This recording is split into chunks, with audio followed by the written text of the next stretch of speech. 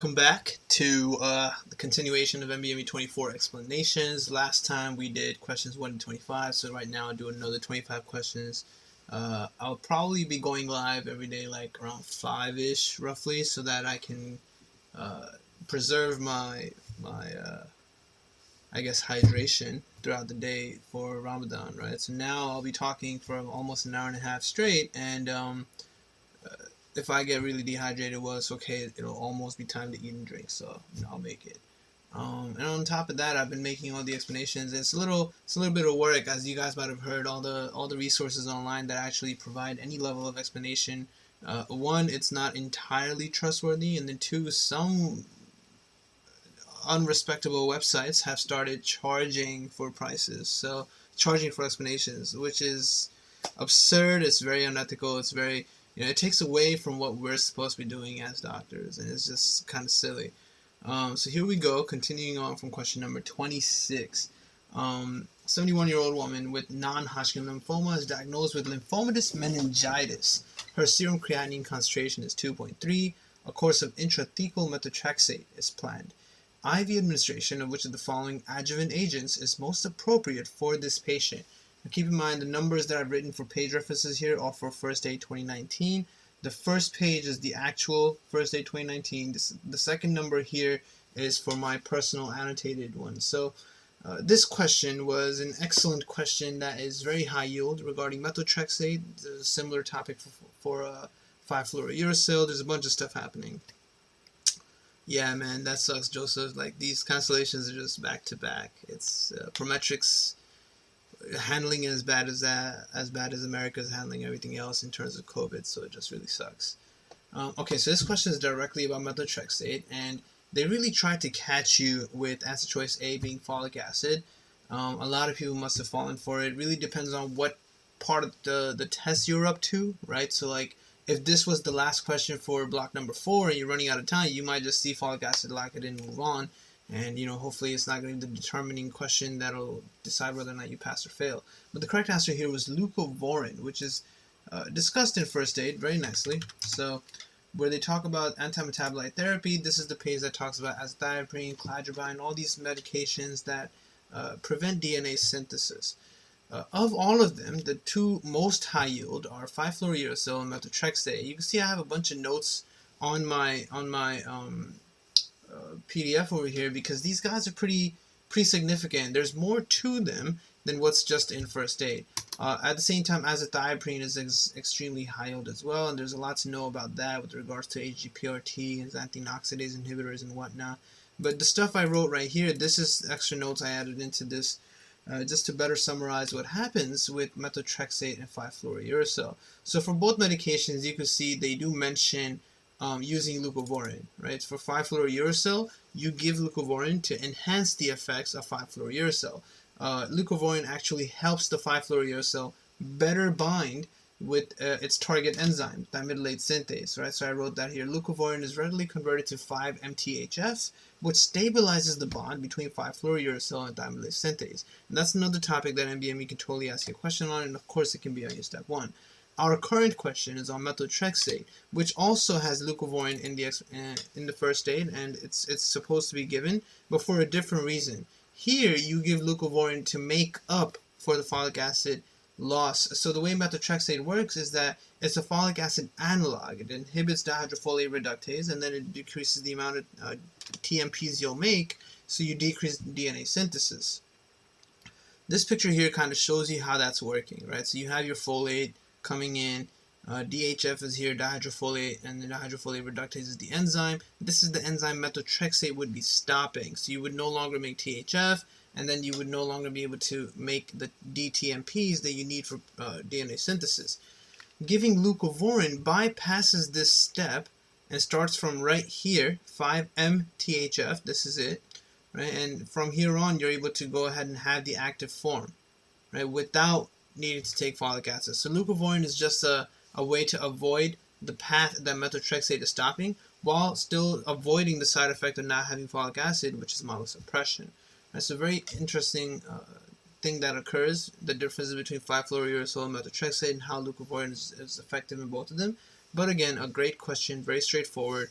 This is another question of that tier where you might have just now started preparing for step 1 more seriously, and this might have been something you might have missed. Whereas compared to by the time you're ready for step 1, this is something that's very basic and very straightforward. You immediately know, and you won't even fall for folic acid as an answer choice. Folic acid is an answer choice when if there's a pregnant woman or a woman anticipating pregnancy, she should be taking folic acid and other prenatal vitamins and stuff like that.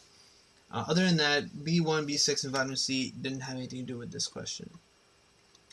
27 was a 55-year-old woman is brought to the physician by her husband because of a change in behavior during the past 2 days. Her husband says yesterday she didn't recognize a picture of her own mother.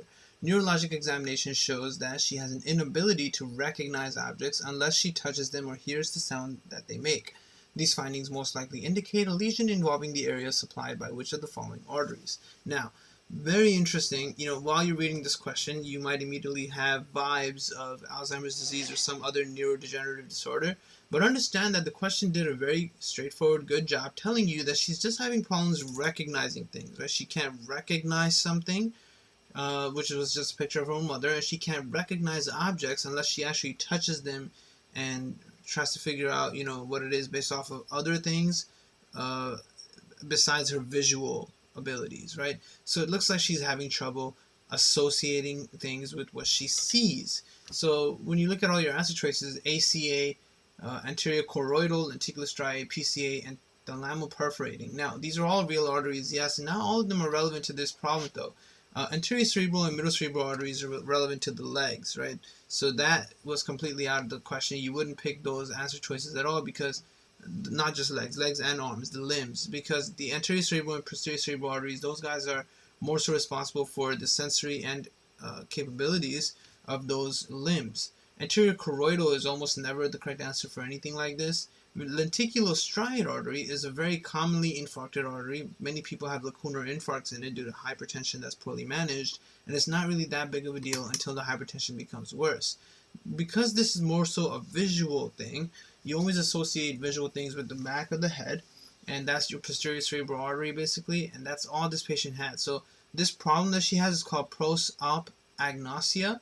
She's having a difficulty with visual association, right? And that's all this was. Very interesting topic. Not exactly in first aid per se, but still a question that's doable. But NBME is pretty trash, so they ask weird questions, not exactly the tiered questions you would get on an actual step 1. This was a very easy question. So this was just straightforward parathyroid hormone question. 24-year-old woman who has diffuse toxic goiter undergoes a partial thyroidectomy. Several months later, she develops muscle cramps, tetany, and hypocalcemia, which are all signs of not having calcium.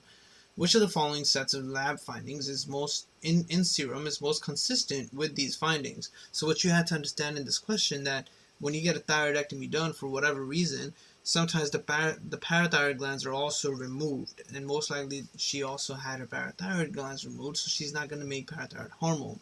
At that point, you immediately know you can cancel out answer choices A and D because they're saying you would have excess PTH, and that's not true.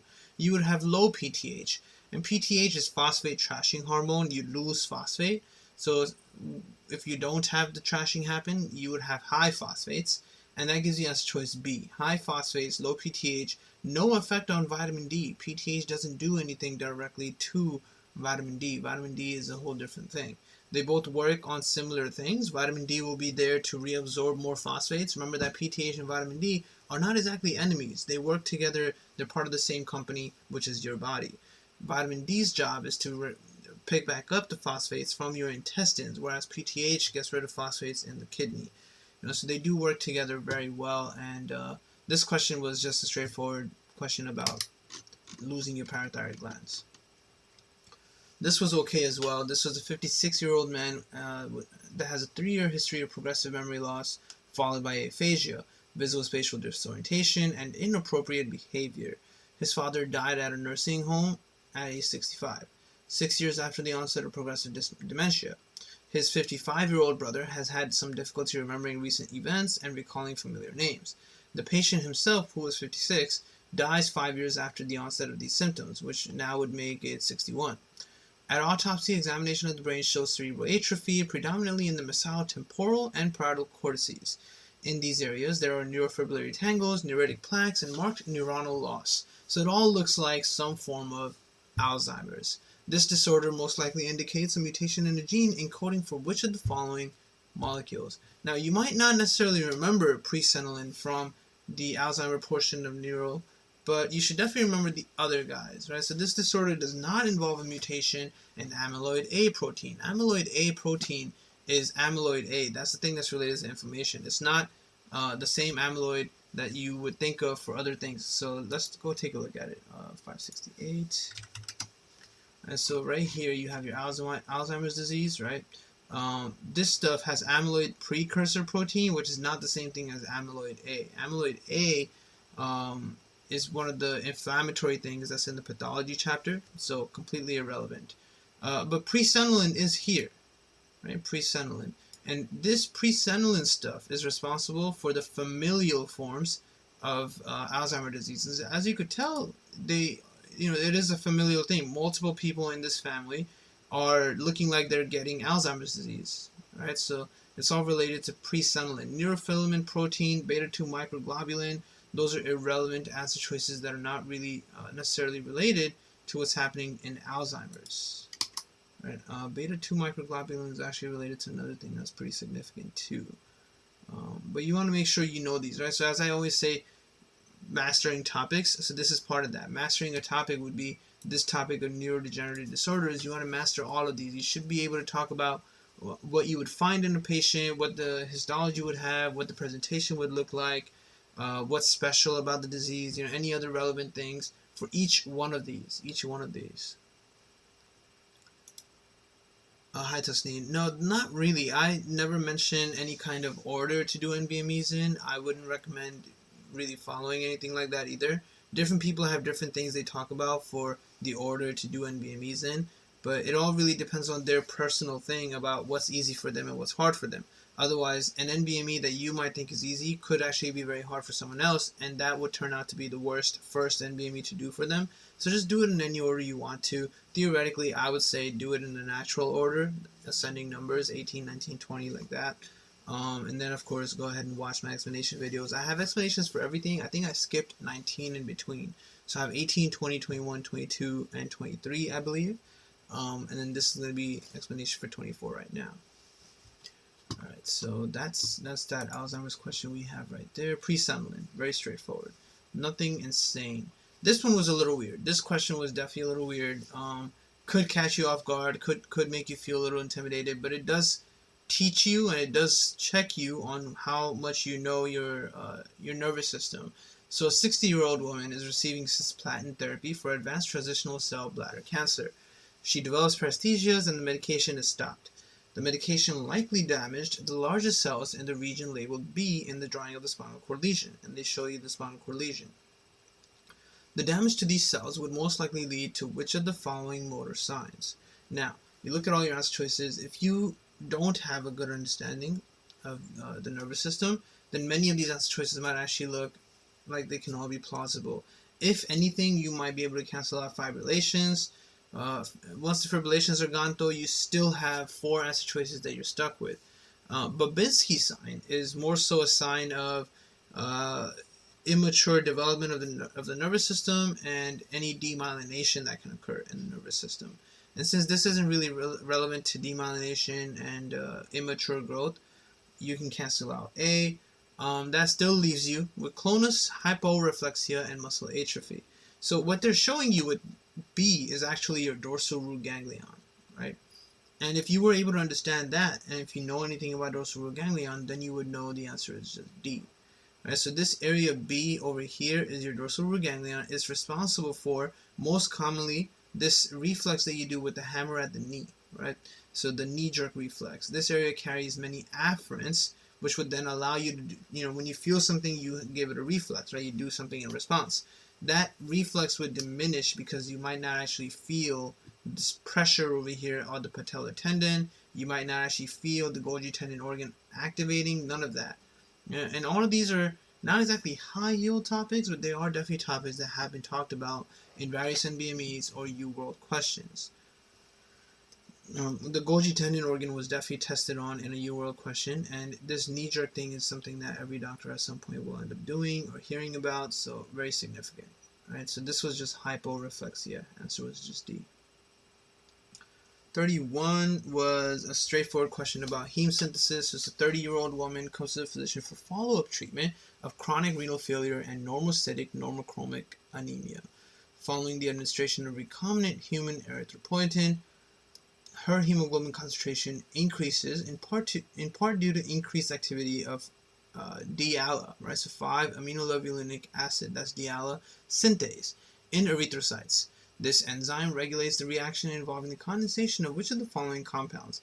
And if you don't remember heme synthesis at all, if you're new to studying for step 1, if you haven't really done much of hematology, or you haven't really encountered many questions regarding heme synthesis and all the porphyrias that can occur, then you might not know the answer here. Other than that, though, if you have done those experiences and you're pretty ready for step 1, this was a super easy question that you would immediately pick C2 with 100% confidence and move on. So in first aid, many times, every time you get a question, I tell you guys, when you do UWorld questions, cheat, right? Every time you get a question on these heme synthesis and porphyrias, come back to first aid and look at it again. The more times you revisit this page, the better your memory of it will be. So these porphyrias are also pretty high yield in NBME. You can get questions on it. I haven't finished this one yet. I'm only up to 50 with the explanations. I haven't seen a porphyria question yet, but there's your heme synthesis question, right? So heme synthesis starts with glycine and succinyl-CoA, which is also one of the things in your TCA cycle, right? Succinyl-CoA and glycine are combined to make ALA by ALA synthase. This ALA synthase can be inhibited by giving glucose or hemin. And this is something you have to do for the treatment of various porphyrias, because you want to stop making more porphyrinogens and stuff like that if you're not going to be able to make heme, maybe because you have some of these enzymes that are not working. Right? So you stop the entire thing. Stop the entire thing so that you don't build up other byproducts that are going to be toxic to the body. Right? But the question for this NBME was very easy. Nothing crazy there. This question had a mistake because NBME is trash, and I love saying that, right? NBME is a very terrible and stupid organization with really dumb question writers, and they're really bad at this job. They need to restaff their entire group. Like, they are doing such a bad job. So this question had a mistake because this odds ratio here should be 6.0. If you calculate it, you will get 6.0. It's the same thing for both of these, 6.0. Here, the odds ratio is 1.0. Regardless of that error, however, the question is doable. So it says an investigator is studying an outbreak of E. coli among university students who had eaten at the on-site cafeteria. The investigators administer a food questionnaire to 100 students with E. coli and 100 healthy control subjects. Okay, so 100 E. coli patients and 100 control subjects. And the way you look at that is that you see patients, there should be 100. So 72 plus 2, and then 8 plus 18, like that. And then you would get 100. So that's 74. Well, 2 and 8 is 10. 72 and 18 is 90. So that's 100 people, like that. And then 100 controls who didn't get E. coli, did not get E. coli, right? So that's what they're comparing here. 2 exposures emerge as possible concerns. Cookies made from frozen commercial dough, and they give you an odds ratio for that too. And then milk from a local farm vendor, where they give the odds ratio for that too, right? So you can see odds ratios are being given for both case scenarios. The exposure data is then stratified, which is the key word here made to really kind of intimidate you. What does it mean to stratify data, right? And you're already going to feel pretty nervous if you don't really know what it means to be given the odds ratio of something. What does it mean if something has an odds ratio of 6.0? So then you get these 2 tables, which also don't look so pleasant. Which of the following conclusions can be drawn from these data? And then you read your answer choices and you completely freak out because you're just like, none of this makes sense to me. And that's something that you have to fight and overcome, right? In the last video, I said you need to get comfortable with things you're not comfortable with. Otherwise, you're just going to mess it up and you're going to lose easy points. These tables are pretty simple. There's nothing insane besides the fact that they have a big mistake here. Nothing insane about them. So you look at the first one, right? People that ate cookies. So all of these people ate the cookies. Then you're comparing whether drinking milk or not drinking milk had an effect. So all these people ate cookies. Okay, so 72 people who got E. coli actually did eat the cookies and drink milk. However, 8 of the people that had E. coli ate the cookies and did not drink milk. So the data doesn't look so relevant, right? At this point, it looks like we're just looking at it right here. Let me get my pencil, because I really want to make this a little understandable for you guys. So if you ate the cookies and you drank milk, 72 people got E. coli. But if you ate the cookies and did not drink milk, 8 people still got E. coli, which kind of makes it look like the cookies are the culprit, right? And then the people that didn't get E. coli, there were 36 people that ate cookies. 36 people ate cookies and did not get E. coli, right? So God knows what was up with them. Maybe their immune system is way too good. Over here, you see 4 people that ate the cookies and did not drink milk, right? And they did not get anything either, right? So nothing happened to them. So these are all people that nothing happened to. All the controls, remember, controls are all the people that did not get E. coli, 100 healthy controls. So something's happening with these people that, they're not getting infected. If you look at this other big number, the 54, this is all the people that did not eat cookies and did not drink milk. And they're healthy. They're perfectly fine by not having either things. But look at this 18. Right, so let me cancel out this stuff now. Look at this 18. You can compare people that did not eat cookies and did not drink milk, but still got E. coli. Right, that's also weird. Like, okay, so then these 18 people didn't drink the milk, didn't eat the cookies, and got E. coli from where? Right? Okay. Now you move on to the next thing over here. So these are all the people we're comparing with drinking milk. Okay, so these tables are different now because the difference between the upper table and the lower table is the stratification that's occurring. That's what we're looking at. That's the main key terminology here, the stratification. So now we're stratifying based off of whether or not milk was drank in them. So of all the people that drank milk, 72 still, same thing, right? 72 people drank the milk and ate cookies and got E. coli. It's the same 72. Nothing changed there. The same 36. Nothing changed there. Then you have 8 and 4, which is this 8 and 4 right here, right? So you can see the numbers are all the same numbers. It just moved around, changed places, because that's kind of how stratification works. Did you really need to understand any of that? Not really. What you truly needed to know in this question was the understanding of what is an odds ratio. What does odds ratio really tell you? So the odds ratio tells you the odds of something causing another thing. Actually, not causing another thing. Excuse me. Let me fix that. The odds ratio tells you the odds of something being related to another thing, right? Very important terminology right there, because odds ratio does not establish causality. So excuse me for putting that there. Right? This is used in case control studies, and you're supposed to remember that by writing case control like this, right? Cont oral. You switch the OR, so OR is for odds ratio. All case control studies can be stratified into data, I guess, using odds ratios. When the odds ratio is 1, then both of the things are equally likely, right? So that means that here, eating a cookie or drinking milk are equally likely to cause E. coli. That's what would be the knowledge from that, and that's occurring here, right? The odds ratio is 1.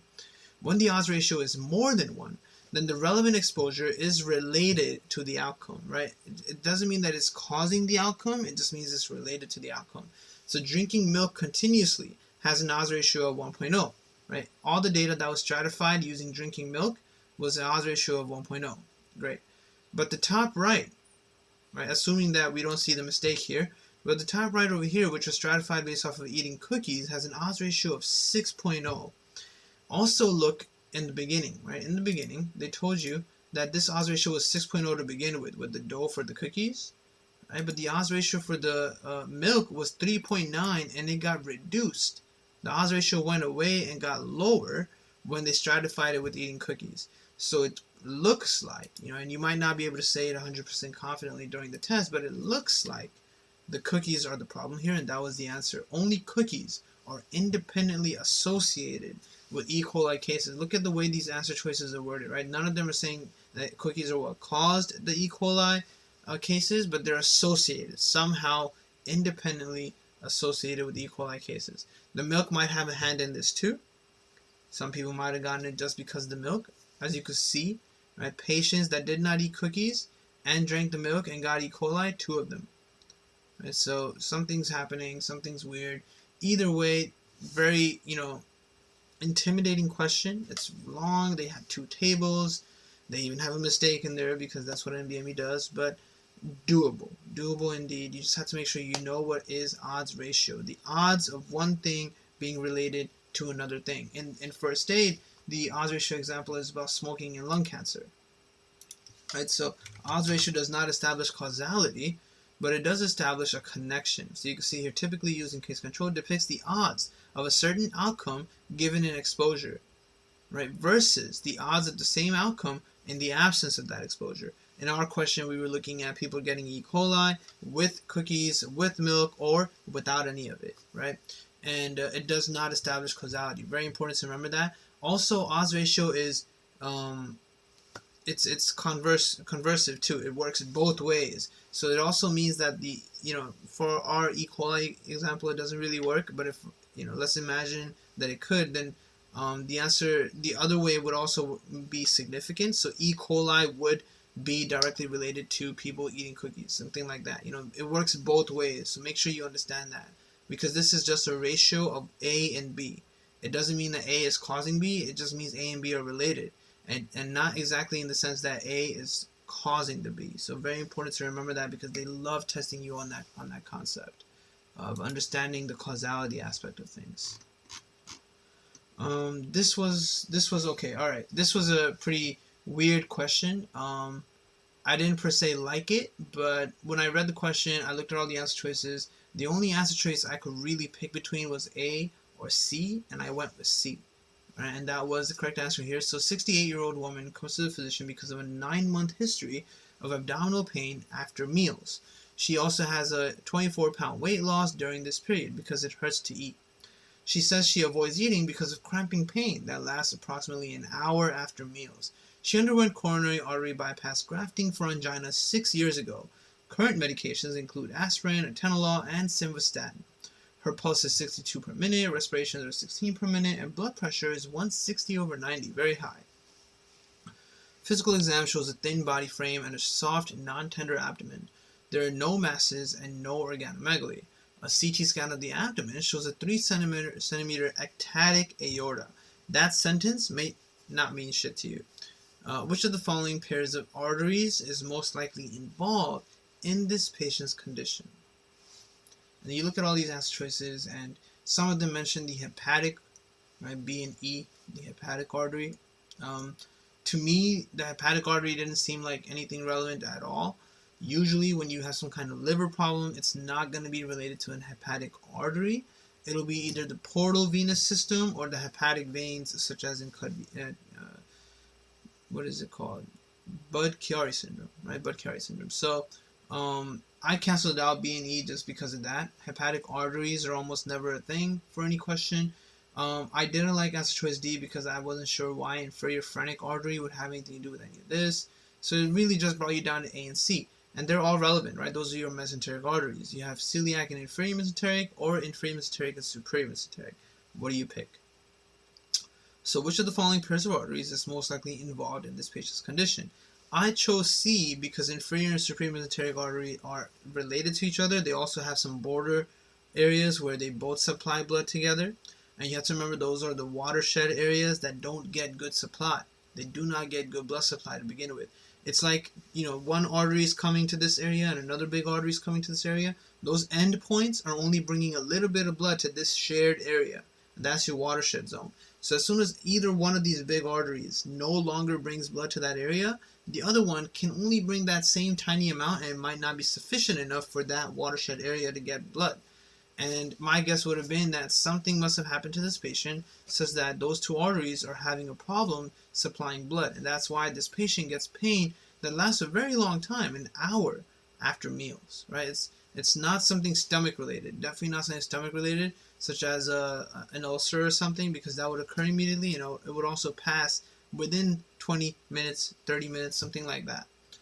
And she's on good medications too, so it really looks like she might have some kind of maybe mesenteric ischemia or something like that. The other thing is this 3 centimeter ectatic aorta. That basically means she has an abdominal aortic aneurysm.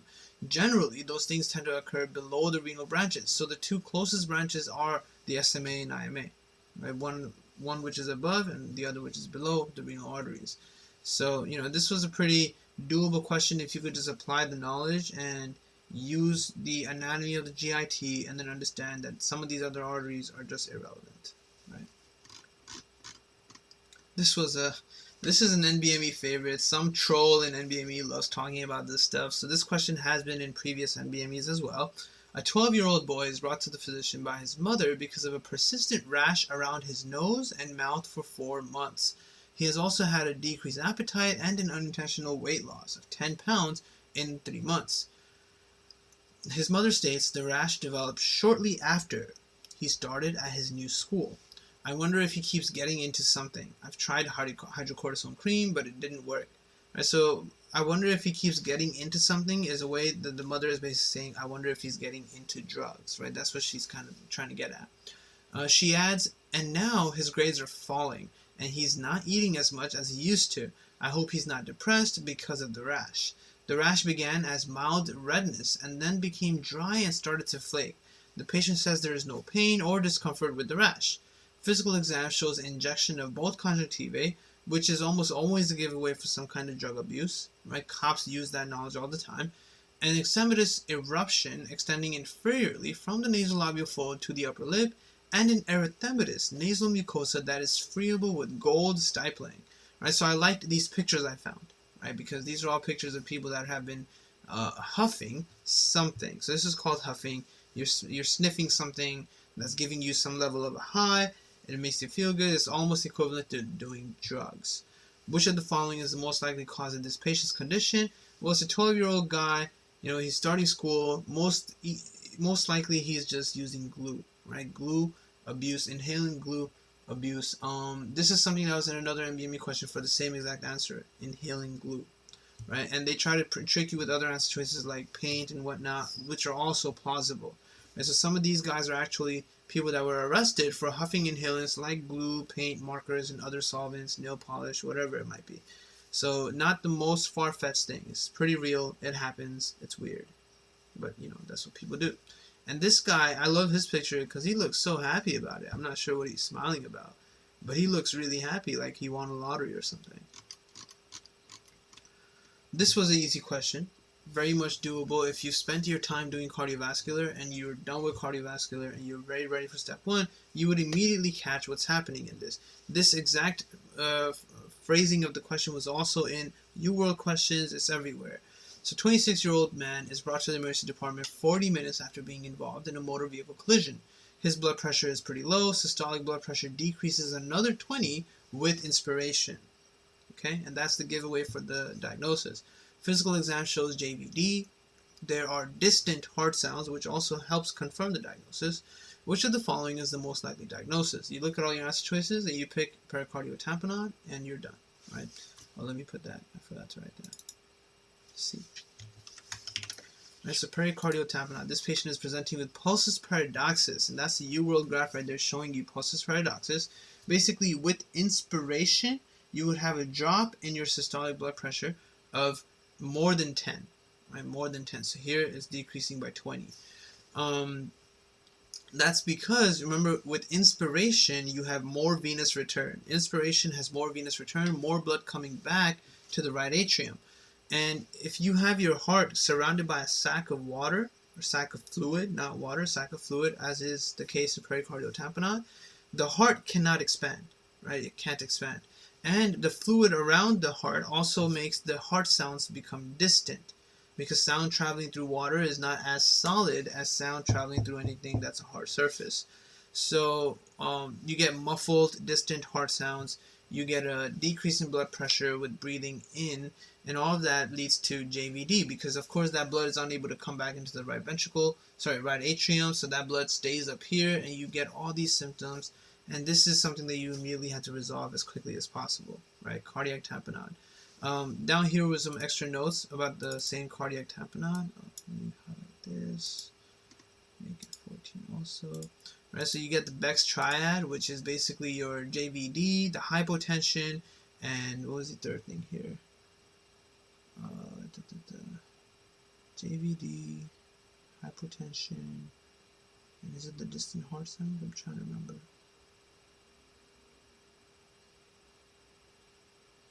Yeah, so those, whatever it might be. Point is, though, you want to be able to catch that, because JVD is always a great giveaway for many issues regarding the right heart, right? JVD only occurs when there's a problem with the right heart. If you can't get blood out of the right atrium into the right ventricle and sent into the lungs, then all of that backs up from the lungs into the right heart, and then of course it backs up over here. And that's also going to mess up the jugular venous pressure tracings. So when you see something like that, you start thinking, oh, what could be wrong that's causing that kind of a problem, right? So not a bad question, very straightforward, very well worded, very unlike of NBME. This is just a question on something, NBME likes picking things that are not strictly in first aid. So here's another one. 40 of 100 attendees at a company Christmas party developed explosive watery diarrhea followed by abdominal cramps and vomiting 12 to 48 hours after the party. About half of the affected individuals also had a headache. Right? So watery diarrhea and vomiting and headache. Okay. All of the affected individuals reported feeling better within several days. All of the affected individuals and 6 of the 60 unaffected individuals had consumed raw oysters, which should immediately make you think of the culprit if you're done doing sketchy micro and you're done studying microbiology well. There was no other significant association between the consumption of specific foods and symptoms. Which of the following is the most likely causal organism? You look at all your answer choices, you can knock them all out, and you come down to Vibrio and you just pick it. Even though Vibrio parahemolyticus is not exactly in first aid. The only Vibrio that's in first aid is V. cholerae, which causes watery diarrhea. V. vulnificus, V. parahemolyticus, these guys are all related to seafood stuff, right? Bacillus cereus is related to reheated rice and usually causes vomiting, but can also cause diarrhea. Campylobacter jejuni causes bloody diarrhea. It's very inflammatory, so that was irrelevant here. Clostridium perfringens can also cause diarrhea, but it's more so related to the gas gangrene complication we see. And this diarrhea usually occurs in people who ate something that was left outside standing, allowing the spores of Clostridia to germinate, right? And that's not what's happening with these people. They're eating raw oysters. Staph aureus, one of the first bacteria you study about, is related to mayonnaise and dairy products, and that would also have a very rapid onset diarrhea rather than a very easy, after 12 to 48 hours. So those are all key ways of knocking out the other answer choices, but Vibrio is definitely something you could easily pick. Now, if you've done sketchy micro, then you would look at the picture of Vibrio, right, and you would see the oysters, right? So you would remember that. That's all this was related to. Vibrio vulnificus I've added into notes, is another gram-negative motile that's part of the Vibrio genus, and it's related to marine environments. So all the Vibrio, you can think of marine environments as an answer choice, and you'll be okay. For the other guys, you just gotta, spend your time. Remember, when you're studying microbiology, you have to eventually stop by the systems chapter, where you can differentiate, all the things that cause diarrhea, all the things that cause pneumonia, all the things that cause meningitis, because every time you get a question on any one of these, all the bugs are going to be answer choices. You want to be able to make sure you can pick out one over the other based off of the epidemiology of the patients, the scenario the patient might be in, their immune status, and so on. 37. So this one was a blood transfusion question, which is a very loved topic of NBME as well. 57-year-old woman requires intubation in the intensive care unit after developing progressive dyspnea and hypoxemia 45 minutes after the initiation of a transfusion of packed red blood cells. 45 minutes after. Okay. So dyspnea and hypoxemia. The patient has cirrhosis, was admitted to the hospital because of melena. Transfusion was initiated after she was found to have a hemoglobin concentration of 6.4, which was very low. Medical history also includes hepatitis C since age 41. She has a 25-year history of illicit IV drug use. Patient is intubated and sedated. Temperature is normal. Pulse is 92. Respiration is 16 per minute. Blood pressure is pretty low. No JVD. Bilateral basilar crackles are heard on inspiration. There are no wheezes. Physical exam shows spider angiomata on the chest and abdomen, minimal ascites, and trace bilateral pedal edema, all related to her liver problems, not the transfusion. Chest X-ray shows bilateral diffuse airspace disease without pleural effusions or cardiomegaly, which is basically telling you that this is a non-cardiogenic pulmonary edema in a sense. This patient most likely developed which of the following types of transfusion reactions? Well, if you're going to keep talking to me about lung problems, it must be the lung injury due to transfusions, right? The patient clearly had a transfusion-related acute lung injury, which occurs due to a two-hit mechanism. First, with neutrophils being primed, and then the neutrophils being activated, leading to a non-cardiogenic pulmonary edema. Other than that, the patient is fine. The only other problem the patient has is her chronic Hep C because she chose to make bad decisions and do IV drug use.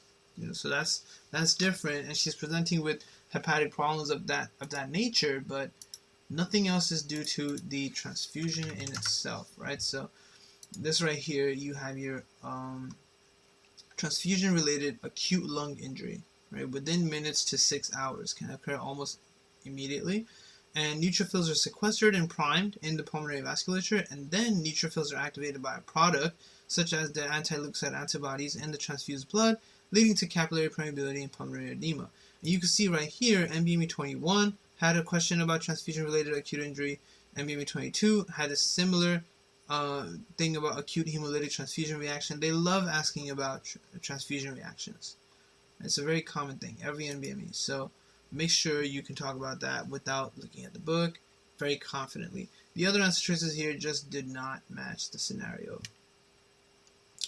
This was a very messed up question because almost no one has probably ever seen this. So if anyone did get this question right, it's because they were pro at guessing and canceling out other answer choices.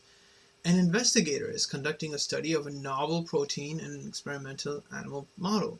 It is found that this protein interferes with the normal structure of desmosomes, which are related to pemphigus vulgaris. So ready to eat, man. Which of the following cell junctions in skin are most likely to be affected by the presence of this protein? So desmosomes are related to attaching cells to each other, whereas hemidesmosomes are related to the basement membrane, right?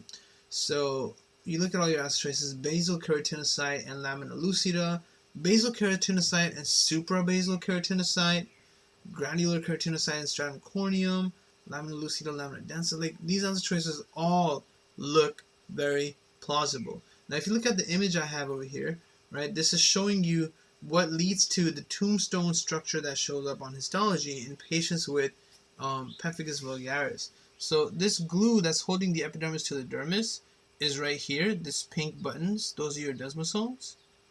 And you can see in this picture, it's connecting the basal keratinocyte to the lamina lucida, which then attaches to the lamina densa and holds everything together.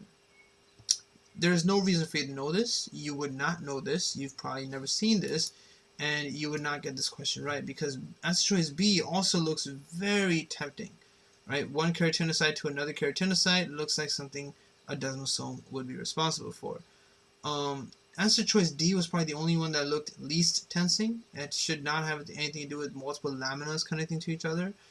Melanocyte to the basal keratinocyte is also something that doesn't look very tempting, nor does C, but A and B both look extremely tempting. It's very unfortunate they asked a silly question like this that no one would know. There's no reason for you to know. So that's really all I can say about that. You would know it now, but again, that's pretty irrelevant. So I added it into here. I put the same picture here too, but that's what pemphigus vulgaris is all about, right? So you have your antibodies against desmoglein, and when they start to separate, you start getting this tombstone nature, right? Tombstone nature that they talk about. So they tell you here, row of tombstones, right? Row of tombstones. So you can see the row of tombstones down here. You have one tombstone or another tombstone, right? All these little tombstones that are just a row of tombstones, because this all separated. And this is really problematic, really problematic, as opposed to the other case scenario, bullous pemphigoid. Right? Bullous pemphigoid is less severe. It's just very bullous. You have fluid accumulation inside. But here you can see the skin rips off. You get the Nikolsky sign. There's bleeding. It's pretty bad. Right? So this question could have been a nice question about pemphigus vulgaris or bullous pemphigoid. Instead, they added their NBME salt to it. And whatever saltiness they had, whatever they're upset with in life, they took it out on you by asking a question that's completely irrelevant. You would never need to know this on such a molecular level about what's happening here. It's not going to make you a better doctor. This question, however, will make you a better doctor. So this one was, an otherwise healthy 45-year-old man comes to the office because of a 10-year history of episodes of painful sores in his mouth that recur every few months. Initially, when you hear about something like this, depending on where you live, you should think of herpes. He has had no skin lesions, genital or anal ulcers, GIT or joint problems, or fever. So, now at this point, because he's saying he's never had any genital issues, you could think it might not be herpes. Physical exam shows the findings in the photograph, and that's the one in the middle. The photograph in the middle is the one they gave in the question. So you can see these little ulcers right here. Which of the following is the most likely cause of this patient's conditions? Look at all your answer choices. A is the answer, but let's knock out what we can. We can definitely knock out secondary syphilis. That's not going to cause anything like this image in the center. Then you have herpes zoster. Herpes zoster is not the same thing as HSV, right? Herpes zoster is more so the guy that causes the single dermatome rash when you get older and you have your immunosuppression or lack of immune capability. So that wouldn't be the correct answer either, not what you're looking for. Herpangina is something that occurs due to Coxsackie A. You might not know that, but you should. Coxsackie is a very critical virus in first aid as well. You should make sure you know what herpangina is all about. And those are going to be oral ulcers like the one on the top right. Oral ulcers on the palates. So you can see there is some overlap. They do look similar, but the location is critical. Right? So these are ulcers on the palate. Our guy has this, Behçet syndrome. Right? It looks just like this, very similar. Behçet syndrome, which is related to HSV, and it's just recurrent after ulcers. It could be related to HSV or parvovirus, and it is in first aid. So, in first aid, I believe they also describe it as an aphthous ulcer. Let me go check that real quick. Sleeping schedule is messed up too when you're fasting in Ramadan. General, blah, blah, blah. Recurrent aphthous ulcers, right? So that's what we have. Nothing crazy. Canker sores. Could have genital ulcerations and other things too, depending on what's up. For our guy, it might not be related to HSV, so he might only have recurrent aphthous ulcers due to parvovirus. Could be anything, doesn't matter. They didn't really want a full-blown diagnosis. They just wanted to joke around with you by showing you a weird picture that you might not have associated with something before, and then throw random answer choices at you to get you to pick something. And I'm sure a lot of people picked herpes zoster, so be careful of that. Number 40. So, a 25-year-old woman is brought to the emergency department by her husband 30 minutes after losing consciousness at home. She had been home from work for the past 5 days because of fever. She has a history of recurrent upper urinary tract infections, which is such a weird way to phrase it because I saw that a lot of people read that as upper respiratory tract infections. And I don't know how you can make that kind of reading mistake, but again, I don't know why you would call something an upper urinary tract infection anyway. Her temperature is high, pulse is high, blood pressure is very low, which all seems like she might be undergoing sepsis. Diffuse crackles are heard over both lung fields. ABG on room shows acidosis with low PCO2. Blood culture shows gram-negative rods, so it's most likely E. coli. Chest x-ray shows diffuse bilateral infiltrates. Which of the following is the most likely cause of this patient's pulmonary symptoms? And there you go, NBME being trash again, because this patient doesn't actually have any pulmonary symptoms. There's no pulmonary symptoms in the question. They didn't mention any pulmonary symptoms per se, but yes, they did find stuff. They do have pulmonary findings in this question, but no pulmonary symptoms in the question at all. All right. So you now do your best to help NBME finish their question up, figure out what they might have meant to show you, and then get the answer right. So even with the incomplete understanding of what is happening, you come down to choices B and E. Either there's a hypoxic vasoconstriction happening, or there's a pulmonary capillary leakage that's occurring. This is definitely not a case of heart failure, so it wouldn't be C. This is definitely not a case of a paradoxical thromboembolism, which would mean that she has some kind of hole in her heart that caused things that were supposed to come from the leg into the lung to instead go from the leg into the lung, into the heart, into the left side of the heart, and then go to the brain. That's a paradoxical emboli. That's not what's occurring here either. So looking at just answer choices B and E, Hypoxic vasoconstriction is the autoregulation of the lungs. That's a normal thing that the lungs do, but it's very different from all different parts of your body. All different parts of your body, right? So during hypoxia in any other part of your body, you cause vasodilation to send more blood to that part of the body so you can get more oxygen there. In the lungs, though, because their function is to actually put oxygen into the blood, if there's any part of the lung that is not getting oxygen, you stop sending blood there. Because remember, anytime you do send blood to the lung, it's probably going to be deoxygenated. It's probably coming from the right heart. So in lung hypoxia, you do cause hypoxic vasoconstriction, but it doesn't look like that's what her initial problem is. She most likely has gram-negative sepsis due to a UTI from E. coli. That E. coli sepsis is now causing acute respiratory distress syndrome. The ARDS pathophysiology involves increasing pulmonary capillary leakage, which leads to a non-cardiogenic pulmonary edema. It's not because of her heart. Answer choice A is wrong because her PCO2 is low, right, below 40. Patients that hypoventilate would have very high PCO2, and that would cause respiratory acidosis. Our patient most likely has metabolic acidosis, right? So that's why they gave you these arterial blood gas analyses. And that's pretty much it. 41. This was a very easy giveaway ethics question. A 13-year-old girl who has a 6-year history of type 1 diabetes has had poor glucose control for the past 2 months. Previously, the diabetes was well controlled.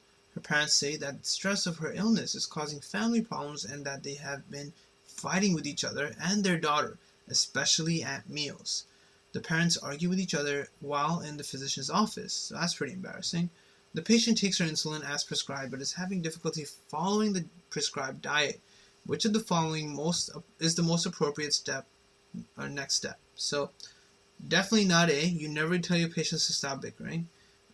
It is B, but we'll skip that. Definitely not C. Readjust the patient's sliding scale insulin coverage. When you have diabetes type 1, you're not necessarily on a sliding scale. And that still wouldn't solve the problem of, the problem with the family fighting. Remember, her diabetes was well controlled. There's something wrong in the family in terms of what she's eating and how they're all behaving with her that's causing her insulin to not be really taken well. Okay, she can't really do it by herself. Her parents have to take care of it. And if the parents are fighting with each other and arguing, and then they're like, I don't want to do this shit today, no one's going to give the baby the insulin. 12-year-old, 13-year-old girl is not going to get her insulin, and shit's going to go bad, right? Recommend individual psychotherapy. Look, you might think they need psychotherapy, but you never want to tell someone, just like you never want to hear from someone, hey man, you should go see a psychiatrist. No one wants to hear that. That is intimidating. That is offensive. People get mad when they hear that, and then they're like, I'm not crazy, and that's going to go downhill. Similarly, referring both the patient and her parents to a dietitian is completely irrelevant. The parents definitely don't need dietitians, and the child most likely does not need a dietitian either. Right? So referring the patient, that's choice F, referring just the child to a dietitian is not going to solve the problem. The child just needs to be given her insulin the right way and have nice meals with a happy family, which unfortunately not everybody has. And during this quarantine session, everyone with toxic or dysfunctional families is really suffering the most because you're stuck at home with people you don't like, and that's the worst, right? So here the answer was just B. Discuss further the impact of the patient's illness on the family. Are they having trouble understanding how diabetes works? Are they having trouble understanding what should they be feeding her? When to give the insulin? Or is there a problem between them? Are they about to get divorced? Are they having some other internal problems that are going to cause the parents to fall apart? Point is, you need to find out more information, and that's why you would pick the answer choice that says discuss further. Very easy. I got this wrong. This was stupid. So 42, a 90-year-old man has a 1-week history of constipation and abdominal swelling. He is a febrile. A 4-centimeter mass is palpated in the right groin. The mass is not reducible, but moderately increased tympanic bowel sounds are audible over it. Which of the following is the most likely diagnosis? So you have a really, really old patient, 90 years old, and they have a 1-week history of constipation. So you look at all your answer choices. Appendiceal abscess. Well, the patient doesn't have a fever, and the patient isn't exactly presenting in any kind of weird pain, right? So probably nothing wrong with the appendix, no abscess formation. Carcinoma of the colon, although a 90-year-old person can very much have carcinoma of the colon, which would present with constipation. The mass would not be palpated in the groin area, right? The groin area is not where you would ever palpate any kind of colon cancer. Diverticulitis can occur, can cause constipation, but again, it's a colonic thing. You wouldn't feel the mass in the right groin.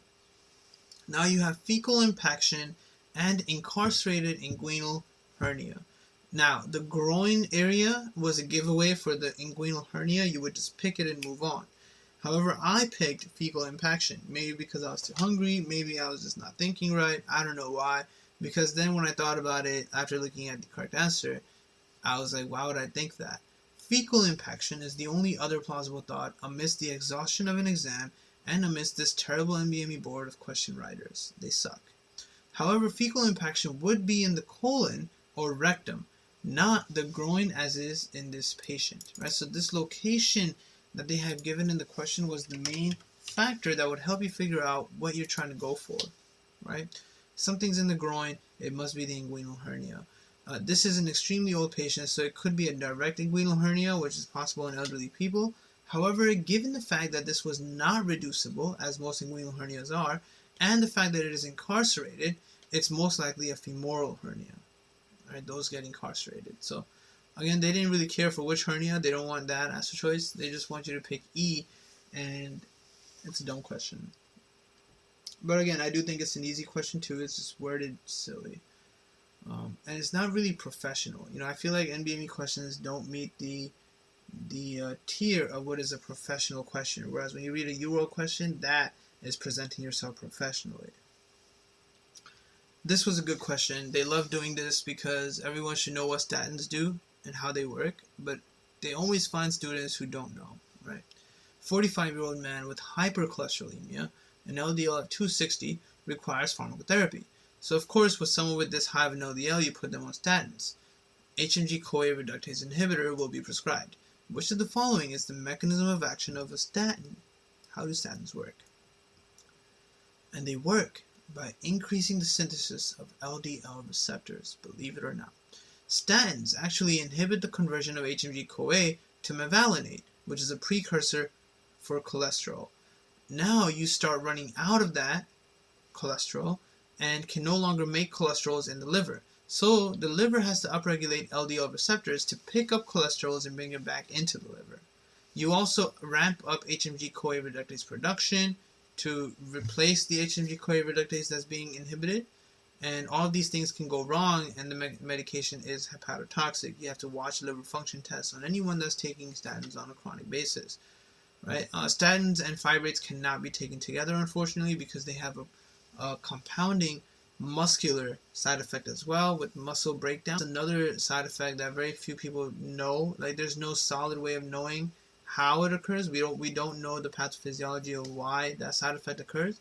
So thankfully you don't have to be responsible for that for your test, but do make sure you remember that there is a muscle breakdown that occurs, this statin myopathy, when you take statins, especially when you take statins with fibrates together. So never prescribe both together.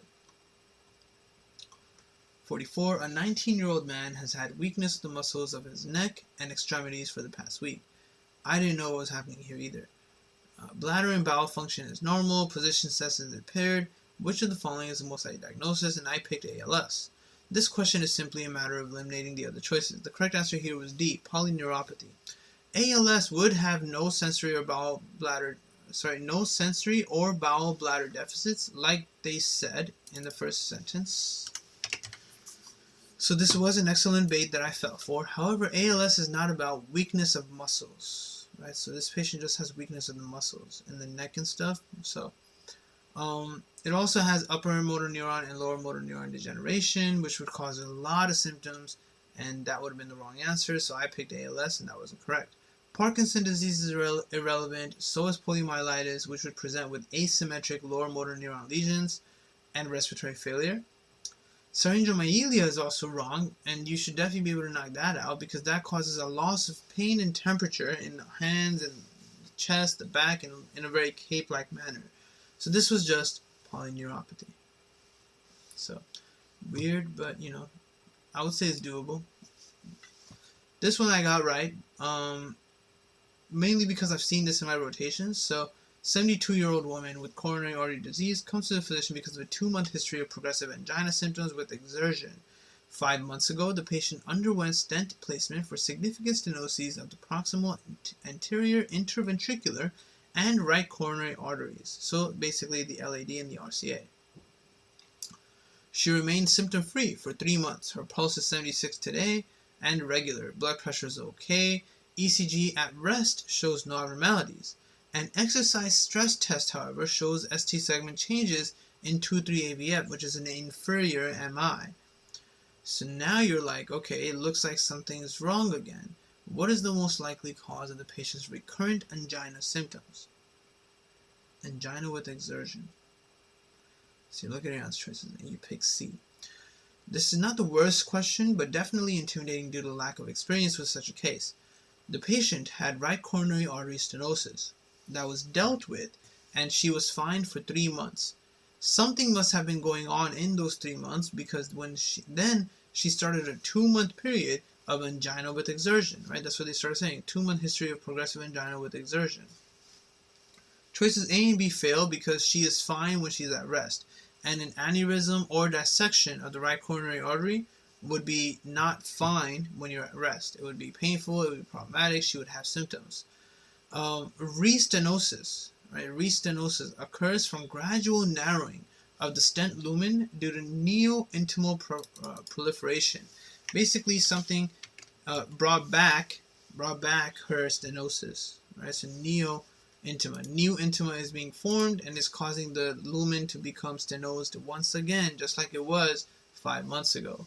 Choices D and E also fall because D and E, like princemetal angina or thrombosis of the RCA, those things would also not be a problem only during exertion. They would be a problem all the time, right? So the fact that this was a stable angina that resurfaced 2 months after living a 3-month fine period of doing stents, this was a stenosis of the same stented area. Totally can happen.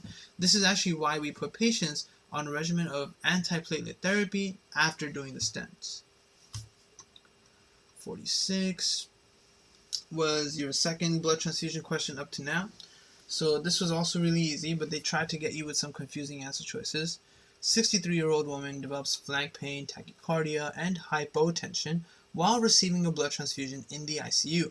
So this is happening as she's getting the transfusion. So it's very, very acute. Her urine is wine-colored. Which of the following is the most likely cause of these findings? So this must have been an ABO incompatibility. It can't be anything else, right? Question 37 was the question we did earlier about transfusion-related acute lung injury. This one is about acute hemolytic transfusion reaction due to ABO incompatibility. That is a type 2 hypersensitivity reaction with antibodies and antigens. Preformed antibodies too. That would not be answer choice D, which a lot of people fell for. Immediate hypersensitivity. Immediate, yes, but not the type 1 hypersensitivity. Type 1 is just allergic anaphylactic, and that's not what's happening here. Right? Allergic anaphylactic would be related to an IgA issue, but that's not what we're looking for in this question. Right, so there is an allergic anaphylactic one, and that's why you give patients that don't have IgA, you give them blood products that don't have IgA in it. Take it out. And that's all that's about. 47. This one got me to, so 55-year-old woman comes to the physician for a routine health maintenance exam. She's never smoked, so it's a female that hasn't smoked. Okay. Physical exam shows no abnormalities. Chest X-ray shows a coin lesion. Microscopic exam of the excised lesion shows nests and cords of regular cells with uniform round nuclei and rare mitoses. Focally, the cells are arranged in trabeculae and scattered rosettes are seen. Electron microscopy shows dense core, membrane brown granules, and in the cytoplasm of these cells. These cells are most likely to closely resemble which of the following types of normal respiratory tract cells?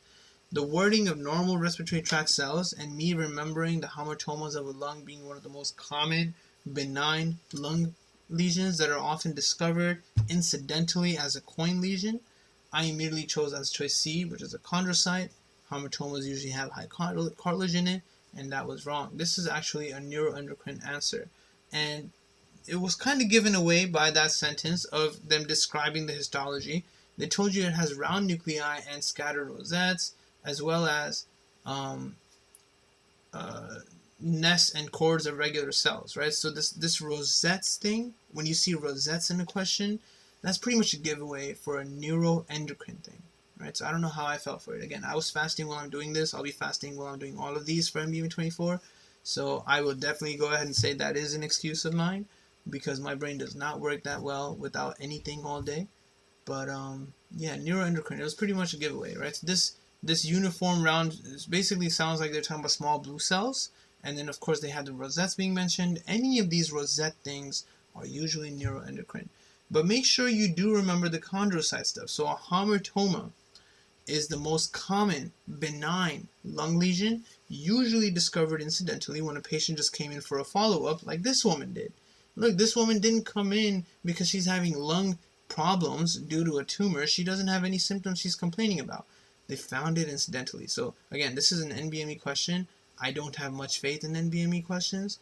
I don't think that they worded this correctly at all. This is not what would occur, because what this patient does have would have other critical symptoms. This patient would not just show up just for a routine health maintenance exam, you know.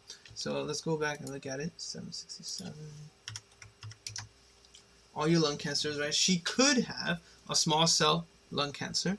Could have, right? This would also have some Klotchitsky cells, dark blue cells, neuroendocrine stuff, right? And this is very aggressive. She should have so many symptoms. And most likely she should have symptoms of one of these other things. Or she could be this, a woman that does not smoke could have adenocarcinoma, which would also have many symptoms, right? But the stuff doesn't match here, so you leave it alone. And then, of course, I think she has bronchial carcinoid tumor, which has the nest of neuroendocrine cells, and she should have some of these symptoms of carcinoid syndrome. Anything, flushing, diarrhea, wheezing, not have what this question up here looks like. So this question up here is a 50-year-old non-smoking female is found to have a round lesion in the right upper lobe of her lung. Transthoracic biopsy is scheduled to obtain tissue for histological exam.